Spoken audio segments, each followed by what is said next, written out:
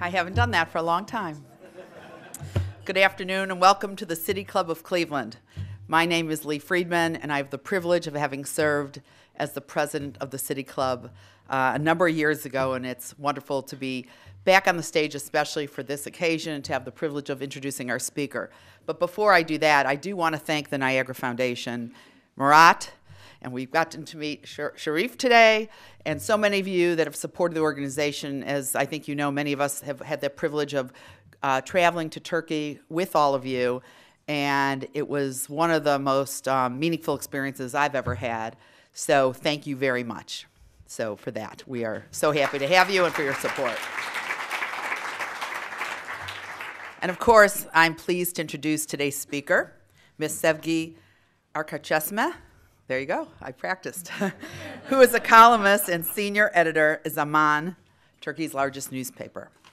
Ms. Akarcesme received her BA in political science and public administration from Bilkent University in 2001 with a full scholarship. She holds a master's degree in international relations from Istanbul Bilgi University and another MA in political science from Temple University, where she attended the PhD program and worked as a teaching assistant. Following her graduate studies in Philadelphia, she joined the Turkey Project at the Center for Strategic and International Studies in Washington, D.C. Upon returning to Turkey, she worked at the Office of the President from 2008 till the end of 2010.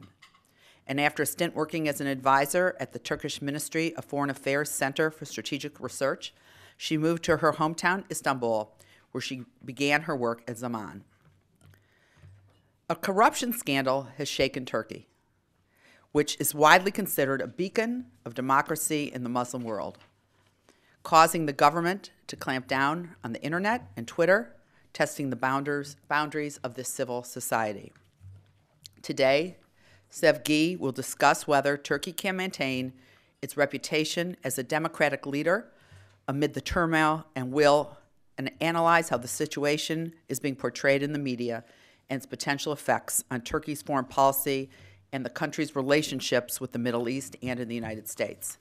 Ladies and gentlemen, members and friends of the City Club, I am pleased to introduce today's speaker, Ms. Sevgi Akarcesme.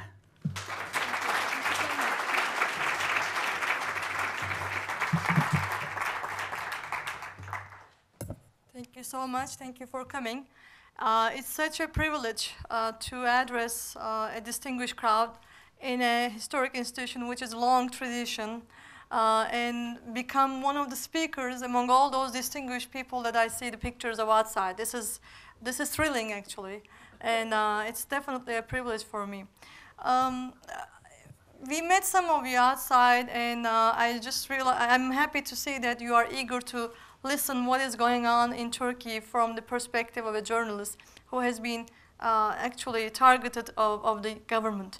Unfortunately, this is not a very pleasant time to talk about to be a journalist in Turkey. But I want to keep my hope that we are going to go back to the right track.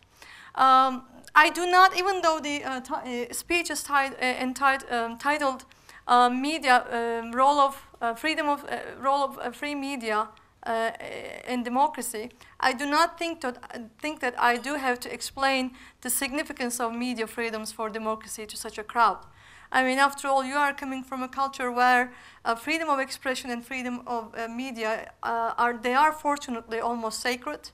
You have the First Amendment, and despite all of the relative problems our American colleagues talk about, this country remains to be free in terms of media freedoms.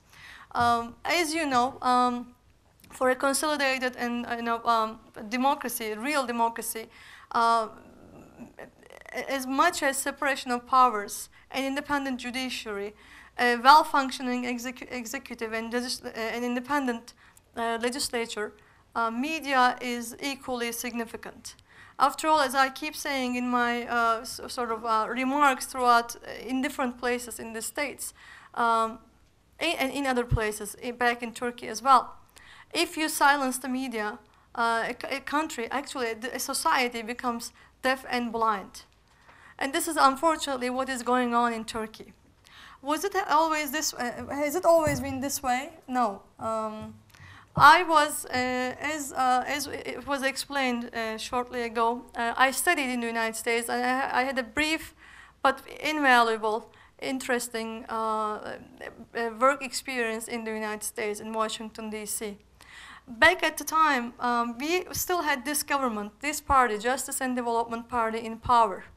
And I was in D.C. Between 2005 and 2006. I remember very vividly the criticisms that were directed against current president, then Prime Minister Recep Tayyip Erdogan, all-powerful single man and one-man ruler of Turkey now. At the time, so some of the neocons, or the people who were skeptical of his background, were blaming him of having a hidden agenda and turning Turkey into a fascist state based on Islamic rules. I always, I just thought that they were just being unfair to Erdogan and the AK Party government, because after all, this was the government that was carrying us into European Union by means of unprecedented and historic EU reforms. After all, we are talking about a country that has been trying to become a EU somehow, either sometimes reluctantly, sometimes enthusiastically, has been trying to walk towards in the Western direction in terms of European values in the last 50 years, in the last half century. And finally, during the time of this government, actually, Turkey officially started the negotiations process with the European Union. So after all, we had at the time when I was in DC, listening to these people, unfairly blaming Erdogan for carrying Turkey in the wrong direction. I always thought that it was just the opposite. We were going in the right direction because actions speak louder than words. And despite the Islamist history of Erdogan, actually, just as a note, as a sort of practicing Muslim, I hate to use the word Islam next to authoritarianism, next to intolerance, next to radicalism, because this is not the Islam that I believe in. But unfortunately, we have to face reality of extremism and intolerance among some people who claim to be Islamist and who are pursuing Islamist policies. So Erdogan, at some time, during even before in his Islamist years, before he announced that he changed, coming to power with a big popular support in 2002, at one time he had said that democracy is like a train. We are going to take it, and we are going to get off when we are at the right station, or when we reach the station we would like to reach. This has been perceived as an alarm for many, but people could change. And when he said that he has changed, and they saw the future of Turkey in the European Union, we just thought that he changed based on his actions, because after all, membership to the EU, promotion of democracy, liberalization of religious values, religious freedoms, which were restricted for a long time, not only non-Muslims, the small minority Christians and Jews in Turkey, because they had historic issues that they have not yet solved with the state. But it was also the larger masses, who simply wanted to practice their religion, who were restricted by the authoritarian official ideology, official regime. So people had their resentments, rightful resentments against the state. It was, as a result, when Erdogan came to power, people like myself, we considered this as an enlightened, matter of enlightened self-interest. After all, everyone wants to win from the European Union process. All these, freedom of expression, equal citizenship for everyone, justice in front of equality in front of the courts, rule of law. In other words, I do not argue that Turkey has become authoritarian overnight. We had a long tradition of problems with the separation of power, military supremacy up until 2000s actually. until very recently, even in 2003 and 4 or 5, there had been attempts to undermine the civil government, to topple the civil elected government in Turkey by generals within the military. And they had, for the first time in the nation's history, they had been tried and convicted under the AK Party rule. So, and these were coupled by economic prosperity. In other words, everything were going better than expected in the first couple of years, actually up until 2010. In 2010, by 2010, AK Party won 2 elections in a row with increased, with larger mandate from the people. Relations with the West were thriving. The EU had the support because of the reforms that were practiced, that were implemented under this government, despite certain criticisms. It was relatively doing better. In 2000, and the biggest promise, one of the biggest promise of this government was to change the constitution, the current constitution of 1980, which is the legacy of the military generals that committed to coup d'état, coup d'état that was one of the most brutal ones in Turkey in 1980. Unfortunately, as we expected and supported this party in the referendum, I mean, as we mean sort of the some of the liberals, some seculars, the conservative masses, and our media group, and the Hizmet movement, of which we are inspired of. We enthusiastically supported the referendum in the hope that Erdogan will finally get rid of this anti-democratic constitution. Unfortunately, 5 years since the referendum, we consider ourselves lucky if Erdogan and his party sticks to the current existing constitution. Because if you define, I don't know whether this must be a universal definition. A coup d'état is defined as the suspension of the constitution, and by all means almost, even the constitution that we dislike, we just sort of find sort of regressive, is violated in Turkey today. What has changed? I think it wouldn't be wrong to assume that increasing power, and consecutive election victories has corrupted Erdogan like pretty much everyone else. That explains why many countries have power term restrictions. I think we should definitely have restrictions not allowing more than 2 terms for any government, any president or prime minister. Erdogan's attempt to oppress or restrict free media did not start with the crackdown, the infamous crackdown that took place on December 14, which targeted our very media group, Zaman media group.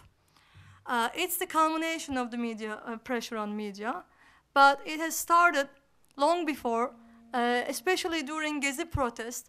It became clear that mainstream media, in addition to pro-government media that are already controlled by Erdogan somehow, either by his family or by the cronies that owe their existence or owe their lucrative businesses to state bids, government tenders. They were under control of government. We realized the degree of the seriousness of the situation. Following December 17, 2013, when the investigation, corruption investigations broke out. Actually, December 17 and 25, the double corruption investigations could be, and I think will be, considered as the turning points in modern, near Turkish history. When we, maybe a decade from now, when we look in retrospect, we realize that this has been a critical turning point, because the signs of increasing authoritarianism started with Gezi, along with pressure on media, pressure on business groups. But everything got worse when first, two corruption investigations started among suspects.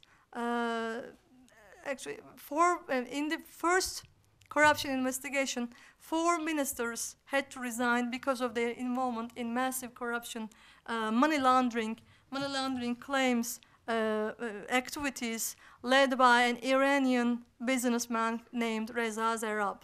They had links with these ministers, and actually the Central National Intelligence Agency had already informed Erdogan 8 months before the operation, that there were close links between this businessman and his ministers. He did nothing in the meantime. And when the corruption and second corruption investigation of December 25 included his son, Erdogan's son, as one of the suspects. So immediately following the corruption investigation, Erdogan, came up and argued that this is a coup attempt against his government, despite the existence of concrete evidence proving,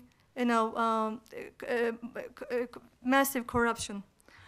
Immediately, unfortunately, rule of law got worsened. Separation of powers was further harmed by the changes made to the legislature. For example, Erdogan changed the regulations, changed laws regulating how a corruption investigation should take place. The prosecutors and judges who were involved in the corruption investigations were either dismissed or purged or displaced, along with thousands of police officers who shared the same fate. The police officers who actually conducted the corruption investigation are still are jailed, arrested since July of last year. In order to cover up the corruption allegations, in addition to sort of spoiling the remaining rule of law and separation of powers in Turkey, Erdogan further silenced the media. By the way, I keep telling Erdogan because everybody in Turkey, who evaluates or assesses Turkey objectively, would know that we are going towards a single-man rule. So that is why I do not mind talking about Erdogan instead of the whole government and even the state. Unfortunately, we have almost all signs of turning into a party state. So one of the scapegoats, you know what authoritarian governments do when they are in trouble? They usually, in order to consolidate their own base, they create a foreign enemy. Most of the time it's Israel and the United States, and this wasn't the exception. This time they added Germany as well.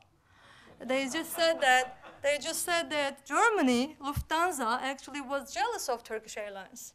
And they are trying to jealous of third airport. And unfortunately, even though as funny as these arguments sound, unfortunately, thanks to Erdogan's propaganda machine, there are a significant number of people who are actually ready to believe these arguments, that there are foreign forces and they have domestic collaborators at home who are trying to undermine Erdogan because he is creating big Turkey, as he calls it, New Turkey, New and big, great Turkey.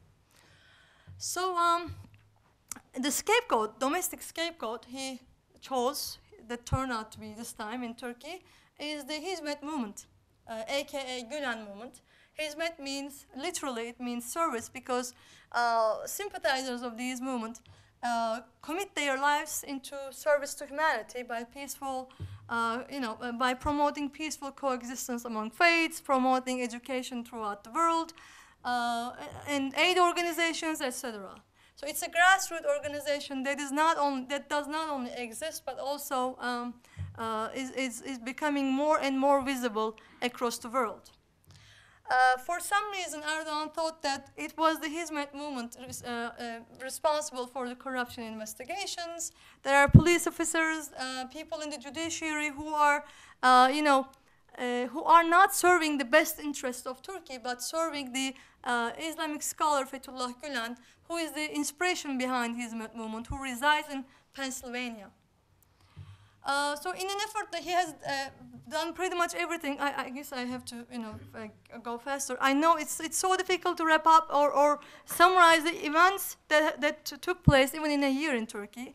But as part of the long demonization process of the Hizmet movement, Erdogan targeted our newspaper, discriminated against, and the AK Party, along with Erdogan and the AK Party, they have demonized Hizmet, our media groups, told people not to buy our newspapers in rallies publicly on television, told reporters, our colleagues, to leave, quit working for Zaman live on TV. When he discovered that questions on corruption come from my colleagues from our media group, he excluded them from press briefings. Right now, none of our members are able to follow official events in Turkey. So there is, there is a wide range of discrimination. By the way, this is not limited to Zaman Media Group that is affiliated with the Hizmet movement. Yes, it's the main target, but this is not limited because Erdogan, especially starting from Gezi, there has been examples that Erdogan actually leaked voice recordings, phone calls between him and media bosses, in which Erdogan instructs media bosses to fire certain people who are critical of Erdogan. In one of these voice recordings, Erdogan calls the owner of, who is also a business owner, calls this owner and tells him, actually reprimands him for printing a certain story. And then what happens? I was sort of embarrassed to hear it because this 80-year-old something guy, who is one of the biggest business owners in Turkey, literally cried. He said, why am I involved in this business? Just to please you, in other words. So this explains, this incident itself, in and of itself, explains the existing media structure in Turkey. Most of the time, media owners buy TVs or newspapers to promote their own business interests, to receive lucrative state tenders, to receive more ads from public companies. In return, the critical newspapers receive tax fines. Advertisers are silenced or intimidated. For example, our ad revenue decreased, especially since December 17. Did I say 17? Yes, 17. I mean, this is the corruption investigation since Erdogan targeted our group.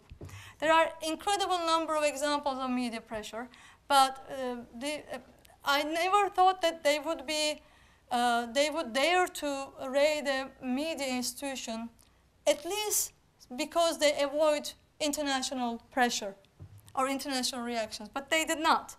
An anonymous internet user by the name of Fuat Avni, who tips off unlawful government actions on the internet and Twitter, said that an operation is upcoming targeting Ekrem Dumanlı and among others, who is the editor-in-chief of the daily that I'm writing for.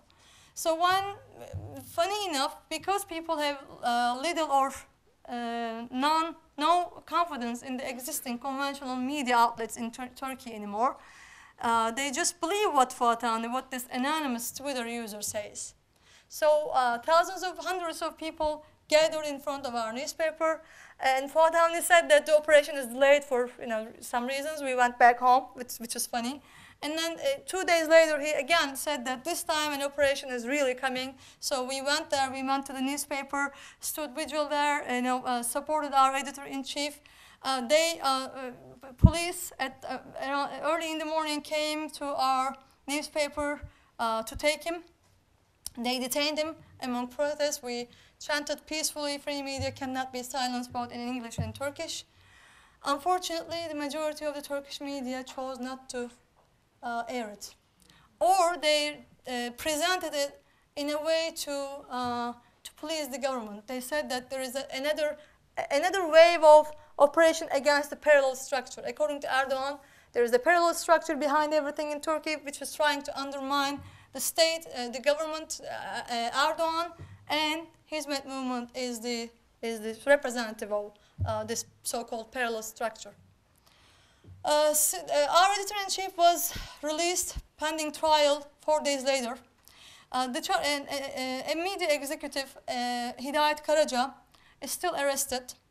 In the meantime, by the way, what are the charges? Of course, you would like to see that, hear that.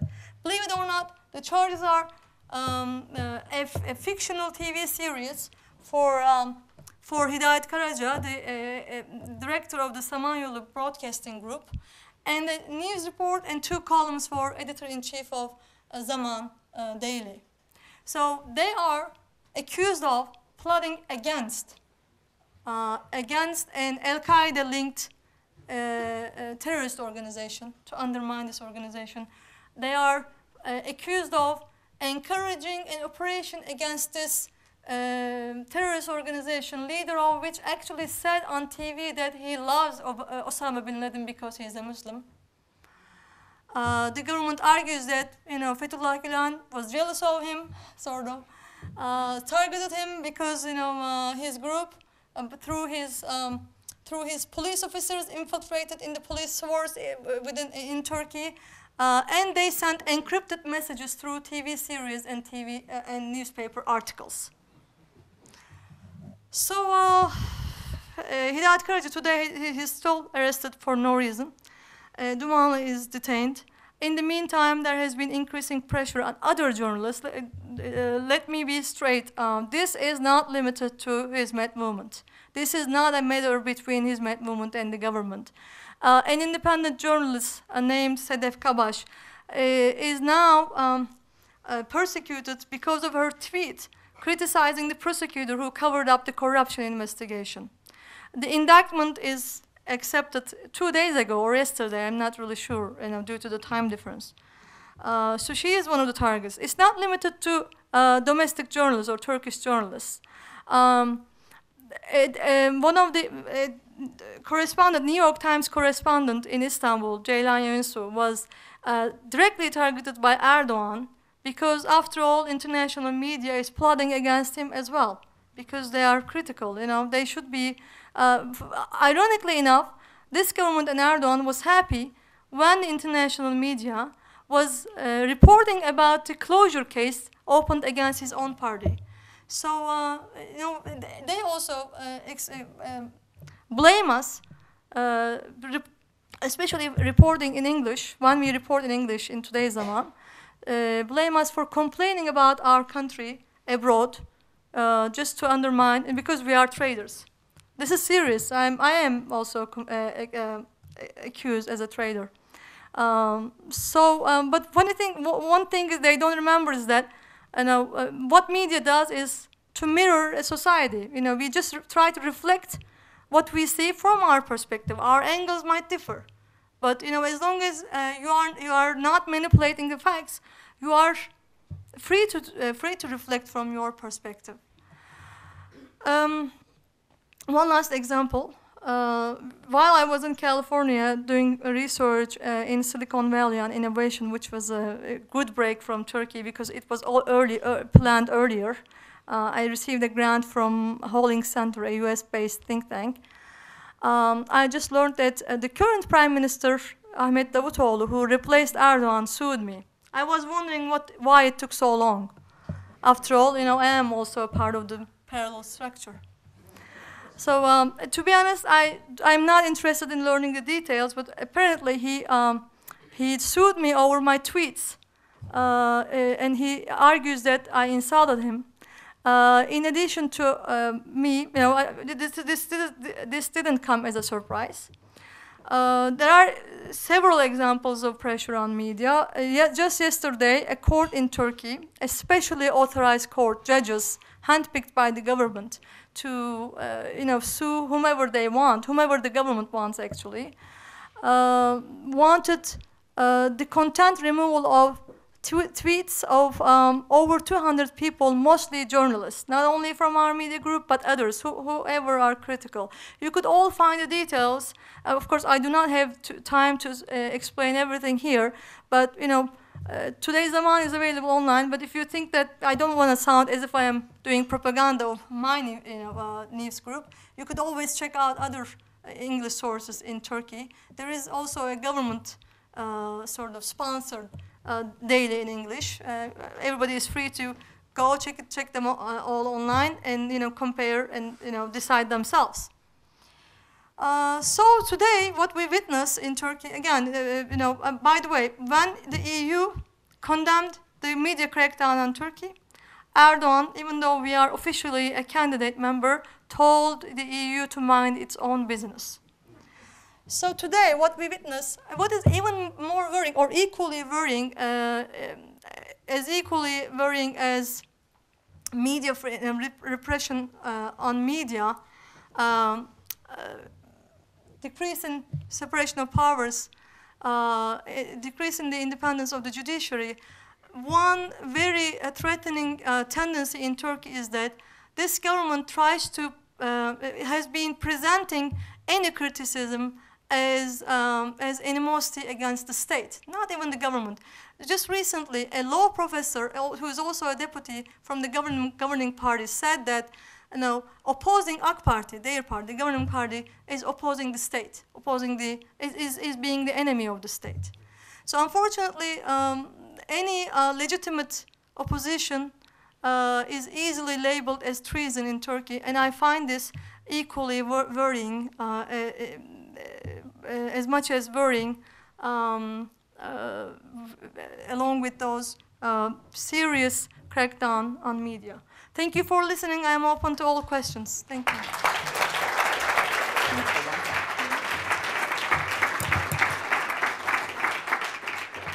Thank you, Sevgi. Today at the City Club of Cleveland, we are enjoying a forum with Sevgi Akarcesme, columnist and senior editor at Zaman, Turkey's largest newspaper.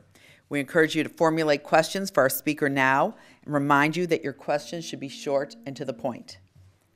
Be sure to tune into our Friday forums on 90.3 WCPN, WVIZ PBS, 104.9 WCLV Idea Stream, or one of the many radio stations across the country that carry City Club programs.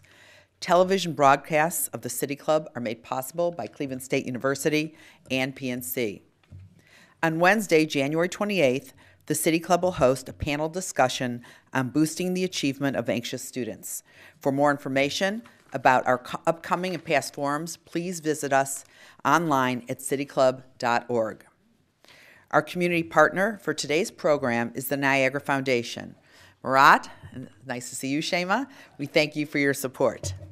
We welcome guests at tables hosted by Citizens Commercial Banking, the Niagara Foundation, and the Turkish American Society of Ohio. Again, thank you for your support. And now we would like to return to our speaker for our traditional City Club question and answer period. We have about 25 minutes for that. We welcome questions from everybody, including guests. Holding the microphone today is Director of Programming Stephanie Jansky.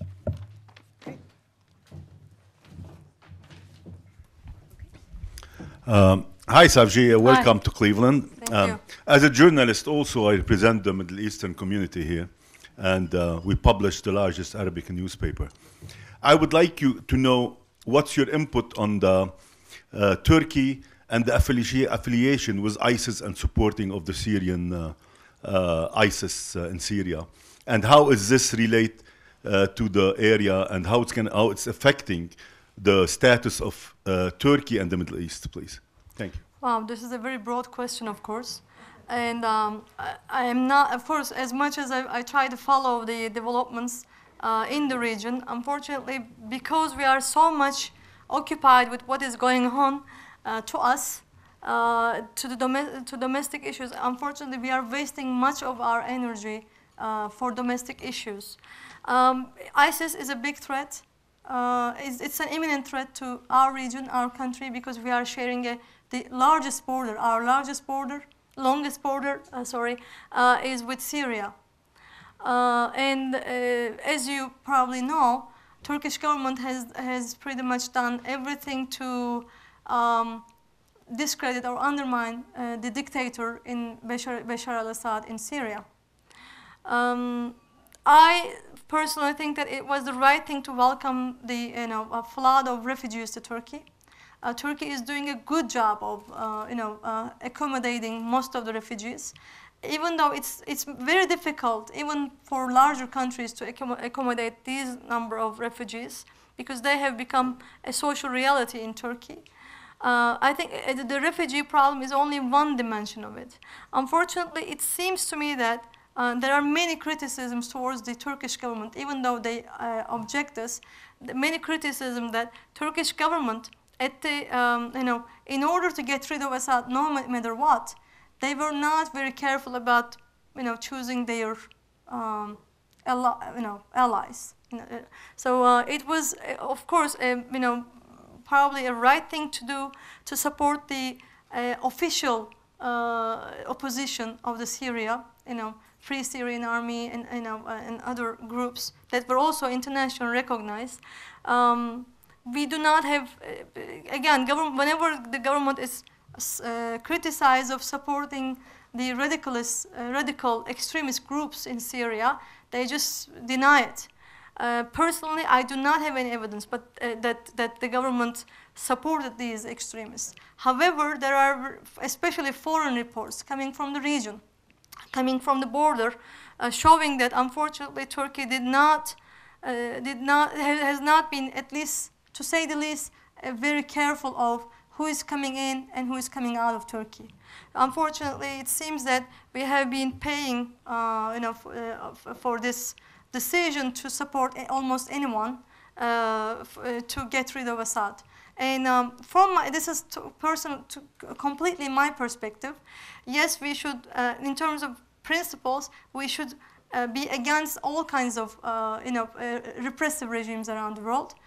But I think Turkey overestimated its capability and was over-engaged in the Syrian crisis.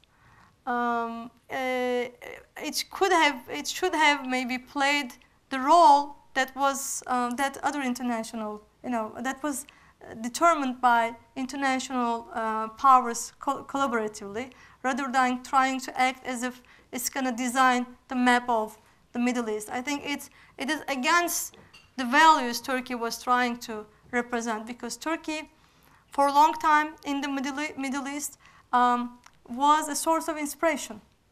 Turkey rejected the term model country, because model country sort of implies sort of an imposition, and you wouldn't want to impose anything on anyone. But by yourself, as an example, you can set an example. And Turkey, for a long time, set an example of a country that was able to have democracy and Islam at the same time.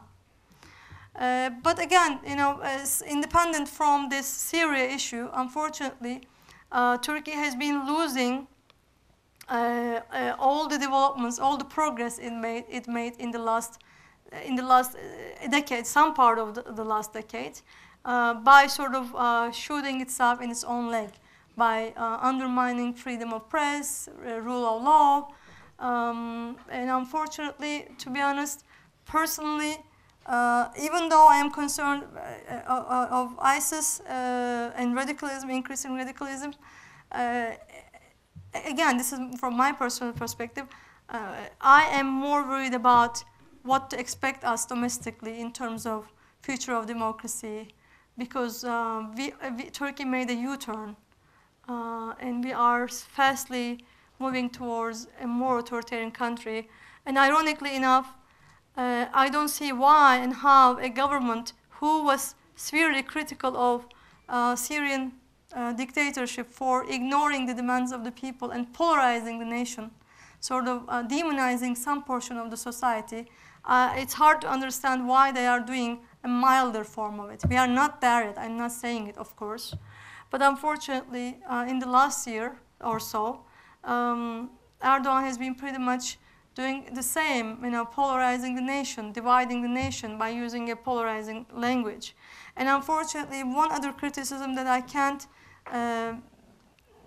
I think is accurate is the government at least gives an image that it is somehow tolerant of extremism and somehow tolerant of ISIS, because the current prime minister, who was the former foreign minister, who is a professor, he once described ISIS as a bunch of angry men. I mean, it is sort of, at least to say the least, it is underestimating such a huge threat. And comments like this, and giving the impression that they are preferring ISIS and radical extremists over Kurdish separatists, is not contributing to Turkey's alliances in the region and Turkey's interest, I believe. Hi. In the current climate of open discrimination in Turkey, what role do you see grassroots organizations like Hizmet or different NGOs in sort of helping to turn Turkey around? Good question. By the way, I forgot to tell this. Thank you for reminding that point to me. When people criticize people like me for complaining about our own country to foreigners, those evil foreigners who would like to undermine our country.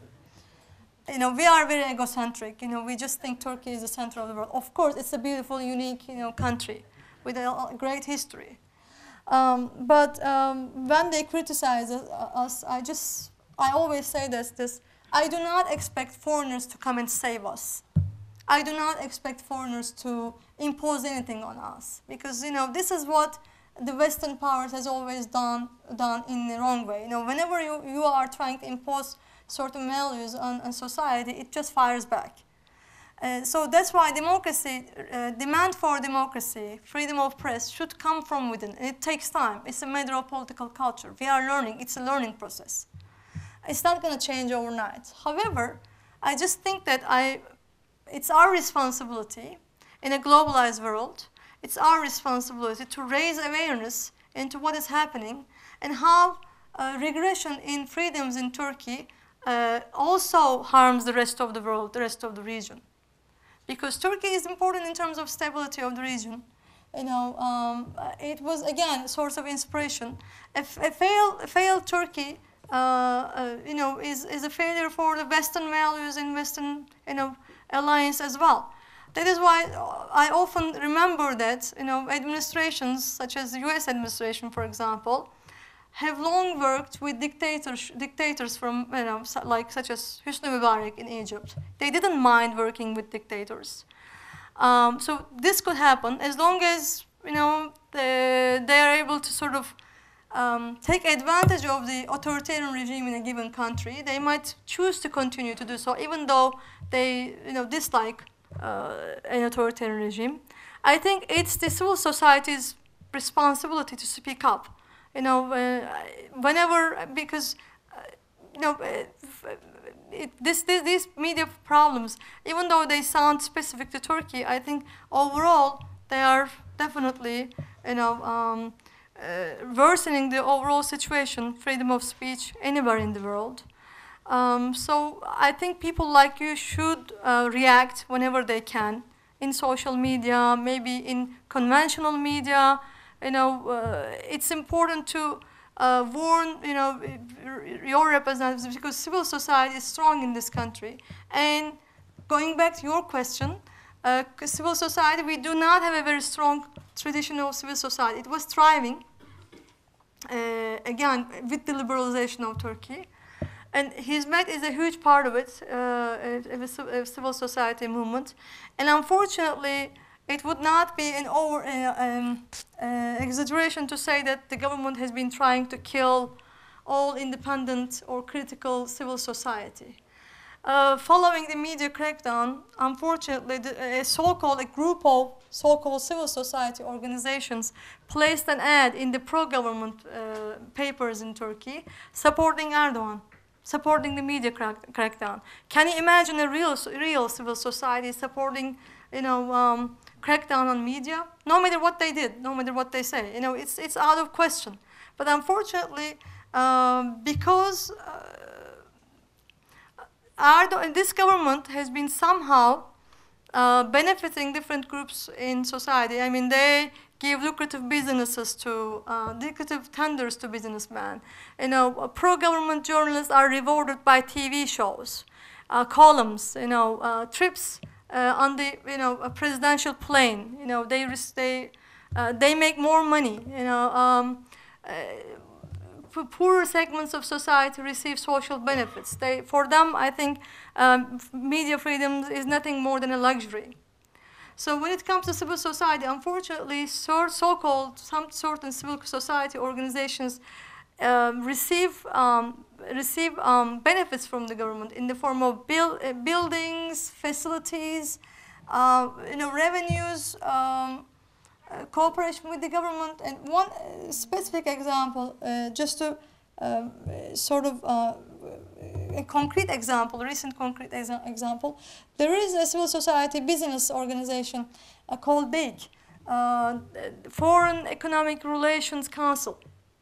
It was a part of a business chamber named TOP, an umbrella organization. It was a significant one. Recently, it was connected to one of the ministries, and it's supposed to be a civil society organization. So this is what they understand from civil society. So unfortunately, that is also in peril in Turkey currently. But you know, it doesn't mean that there are other civil society organizations which resist pressure. For example, a secular sort of leftist architects and engineers association has been, for example, fighting against certain unlawful actions. For example, the construction of the new presidential palace in the protected land, for example. They have been fighting, but they dare to pay a price for their you know, struggle. In today's Turkey, you are able, you know, you are sort of free to fight, but you have to, you know, you have to accept that you are going to pay a price for it. That's the unfortunately alarming situation in the country. You have a very difficult and very dangerous job, and my heart goes out to you. Thank you. Welcome to Cleveland. Thank you. Now, my question is, does your newspaper regret supporting the jailing of secular journalists in 2009 based on equally cooked up charges and fake evidence? That's a good question. I am not a person of law, and I do not know the details of those investigations. Yes, it is true that our newspaper, our media group, has been criticized severely especially by seculars for at least collaborating. Well, some people even argue that it was the Hizmet movement who jailed them. They easily forget that it was Erdogan who said that some books are more dangerous than bombs.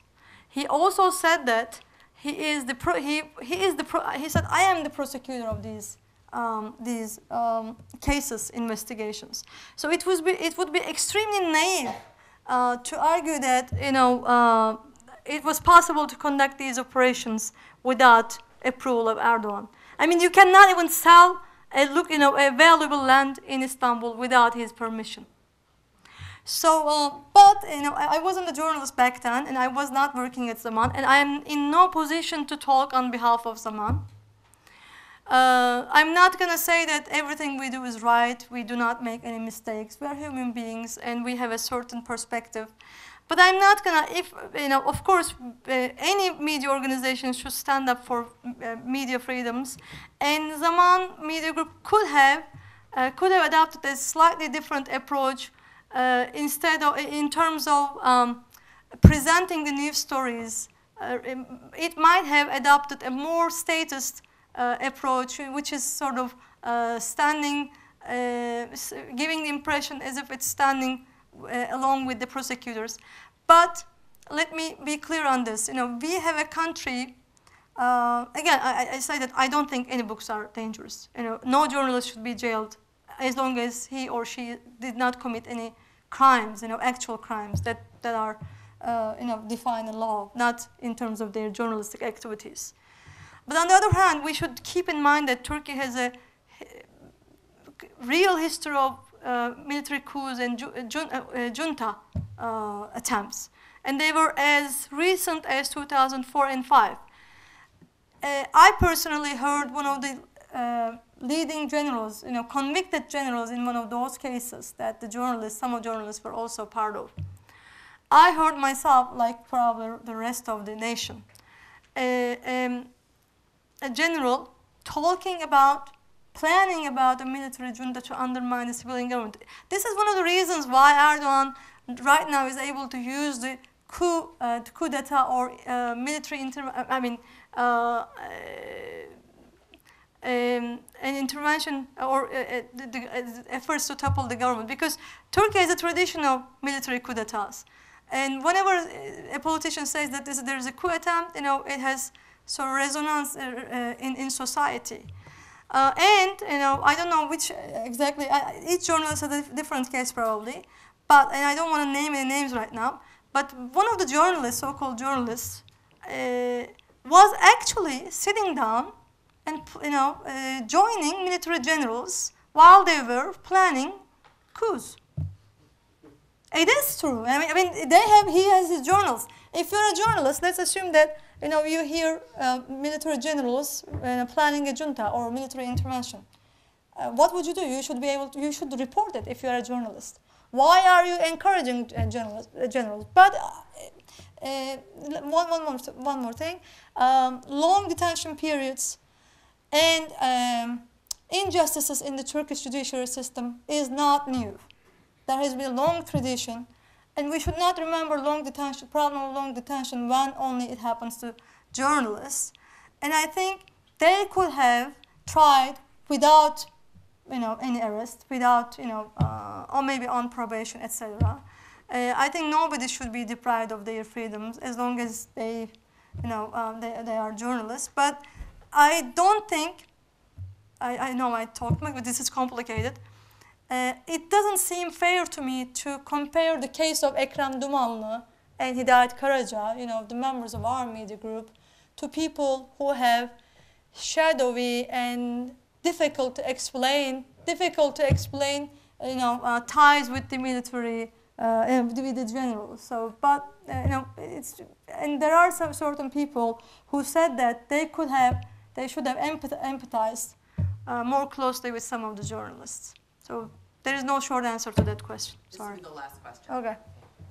So thinking about Turkey's longtime candidacy to the EU and whether or not that's still a goal, how do things like the suppression of freedom of the press and some of the suppressions of personal civil liberties and choices that people used to get to make in Turkey, how is that impacting the candidacy to the EU, and do the citizens of Turkey care? Care about EU membership? I think, I don't remember any recent survey. It goes up depending on the domestic and foreign developments. The support rate, approval rate for EU keeps changing. Even though it was lowered compared to the initial years of initial years of reforms. It was higher recently, but to be honest, I don't have a recent data on that. The thing is, more than what the people think, the government does not seem to care about what the EU think, or they don't seem to care about EU membership anymore. That is one of the reasons why I feel deceived.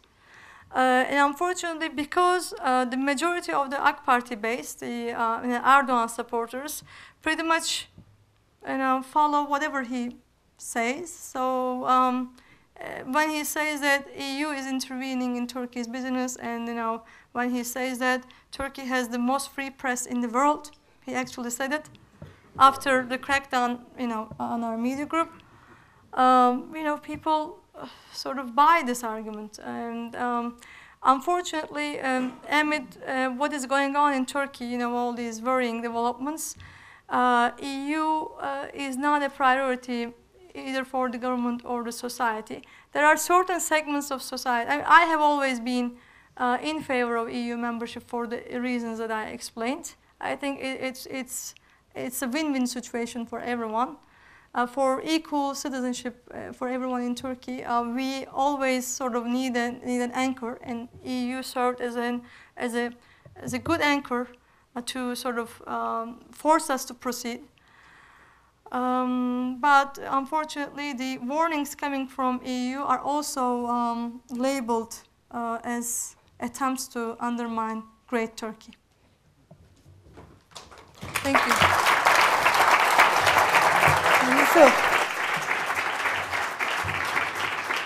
Today at the City Club, we've been enjoying a forum featuring Sevgi Akarcesme, columnist and senior editor at Zaman.